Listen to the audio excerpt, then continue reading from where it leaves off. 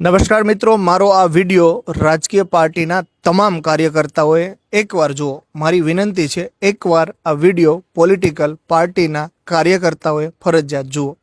માહોલ રાજ્યમાં એ પ્રકારનો છે કે ચૂંટણીઓ આવે ત્યારે લોકો ઝઘડાઓ કરે, કાર્યકર્તાઓ એકબીજા ઉપર આક્ષેપો કરે, ગાળાગાળી કરે, સોશિયલ મીડિયામાં તો ગંદી ભાષામાં કોમેન્ટોનો મારો કરે.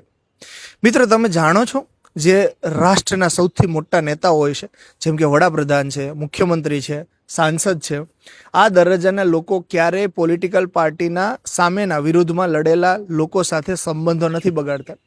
અહીંયા જુઓ, એક વિડીયો પ્લે થઈ રહ્યો છે. નરેન્દ્ર મોદી ખડગેજીને કેવી રીતે મળી રહ્યા છે. જોકે જેણે ખડગેજીએ તો હમણાં જ ગુજરાતનું અપમાન કર્યું એવા આક્ષેપો થઈ રહ્યા હતા, પણ એ લોકો આ બાબતો જીવનમાં નથી ઉતારતા. મતભેદો એમને હોય છે, રાજકારણમાં દરેક આક્ષેપો થતા હોય છે, પણ એ લોકો મગજમાં વસ્તુ લેતા નથી. પણ અહીંયા આપણે ગ્રામ્ય વિસ્તારમાં, શહેરી વિસ્તારમાં કાર્યકર્તાઓ ચૂલા સુધી રાજકારણ ઘુસાડી દે. એકબીજા સાથે સંબંધો એવી રીતે પૂરા થઈ જાય કે દીકરા દીકરીના લગ્ન પ્રસંગમાં પણ સામેવાળો હાજર નથી રહી શકતો, આપણે ત્યાં નથી જઈ શકતા. અને બીજું, તમે જે તમારા નેતાને ભગવાન માનો છો ને, એ કદાચ કાલે ખરીદાઈ જશે અથવા તો વેચાઈ જશે, અને ત્યારે તમારે છે ને સંતાવાના દિવસો આવશે, ખબર પણ નહીં પડે કે આપણે જેને ભગવાન માનતા હતા તો વેચાઈ ગયો, સામેની પાર્ટી એને ખરીદી લીધો. હવે તો ખરીદ વેચાણ સંઘ ચાલે છે રાજ્યમાં.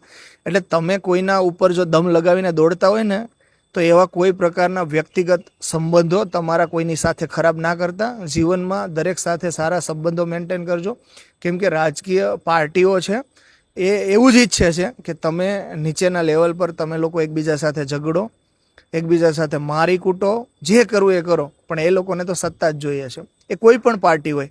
એટલે આપણે કાર્યકર્તાઓ જે હોય, લોકો હોય, ગામના લોકોએ વિચારવું જોશે કે આપણું ગામ એ સંપીને રહેનારું ગામ બને. અહીંયા કોઈ પ્રકારની ચૂંટણીની ડિબેટોમાં કે એવો કોઈ વિવાદ ઊભો ન થાય કે ગામમાં જ્ઞાતિ જાતિઓ સામસામે આવી છે, કેમ કે ચૂંટણી તો કાલ જતી રહેશે, 5 વર્ષ સુધી આ સૂળ ઘૂસી જશે. તો મિત્રો, મારી આપ સૌને એક જ વિનંતી છે કે પોલિટિકલ પાર્ટીઓના કારણે વ્યક્તિગત સંબંધો કોઈની સાથે ના બગાડીએ. બાકી એવા હજારો નેતાઓ છે જેનો વિડીયોઝ તમને આપી શકું છું કે જે વિપક્ષવાળા હોય છતાં એમના દીકરા દીકરીના લગ્નમાં ખુદ પ્રધાનમંત્રી હાજર હોય છે. આ લોકો આવું કશું જ રાખતા નથી, અને હું એવું જ કહું છું કે એમને ના જ રાખવું જોઈએ. રાજકારણમાં ક્યારેય વ્યક્તિગત હોતું જ નથી.